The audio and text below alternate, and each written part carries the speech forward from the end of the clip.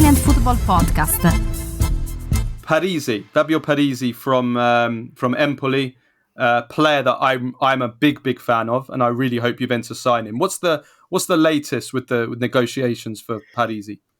That's true that Juventus are interested. They will meet again Empoli to discuss about Ranocchia, but we are not talking about a final stage of the deal. But that's true that Juventus are following him very closely. And Juventus will sign a left wing back this summer, do you think, or is the plan still so Kostic? Far they have already 3 players there: Kostic, Hojlund, Cambiaso because he plays there. And they can add Mattia De Ciglio that is injured. So I think that we have to understand who could... Somebody has to leave. Somebody has to leave to bring Parisi in, Yeah. I think so. Okay, right. Let's move on to the midfield. You are scared that Hojlund could leave. I am scared, yeah. Because one, he's not really naturally a left wing back, although I think he did a good job there. It's not his natural position, but I thought he did well last season in that role. So my worry is that they'll look at him and think, well, we're playing a 3-5-2, but I hope that Giuntoli will come in and say, no, he's in my plans for the future. So, we'll see. Yeah. I hope not. I really hope not. Let's move on to the midfield. So Rabiot has renewed his contract for another year. What does that mean in terms of Juventus going after another midfielder? Because we've seen Juventus linked with Milinkovic-Savic as a long-term thing there. Frattesi, although it looks more likely he'll go to Inter, and also Casadei. So will Juventus still possibly sign a central midfielder this summer, like one of these players, or probably not now that Rabiot has renewed? I think that if Juventus will work good in terms of players to sell, I mean, Zaccaria, McKennie, Artur, Ranocchia, Nicolussi, they could do something in terms of midfield. I don't know, to be honest, if Juventus will be able to sign Milinkovic or Frattesi. I think that Frattesi, it's a race between now Inter and Roma.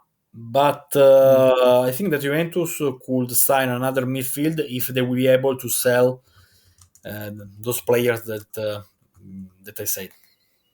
Okay, that's good. So it's on them to sell players. Vlahovic, if Vlahovic is sold, or even if he isn't sold, Juventus have already signed Milik permanently. Will Juventus sign a striker? Because we've seen reports that Vlahovic is sold, and then we've seen Rasmus Hojlund, we've seen Zaniolo, Icardi, Pulisic, even Romelu Lukaku, although I don't believe that. But, I have to be very, very firm with you. I don't know. because of course it depends on what will happen with Dusan and with Federico. So if you play with 3-5-2, okay, and you are able to keep Vlahovic and Chiesa, the story is over because you have Vlahovic, Chiesa, Ken, and Milik. Yeah. So one of Vlahovic or Chiesa has to leave in order for Juve to sign another attacker. Yeah, for sure. And I think that Juventus will not replace Di Maria, because if you want to play with 3-5-2, you don't need to do that. Yeah, that's fair. And so Keane is going to stay then? Moise Keane is definitely... I think so. Yeah. Okay. He did well at the end of the season. He finished the season pretty well, I think. I did a very good season, especially the second part. Yeah. No, he maybe was the best out of the forwards, maybe. Yeah. Yeah.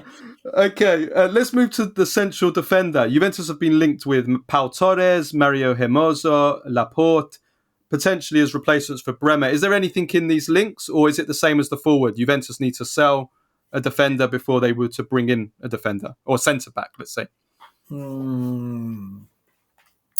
If you play with the 3 defenders, you have right now Gatti, Danilo, Bonucci, Bremer, Alexandro so far, Rugani, Huijsen, the winter. We are talking about 8 players. So first of all, you have to sell, and then we see what will happen. But it's very, very early, mate.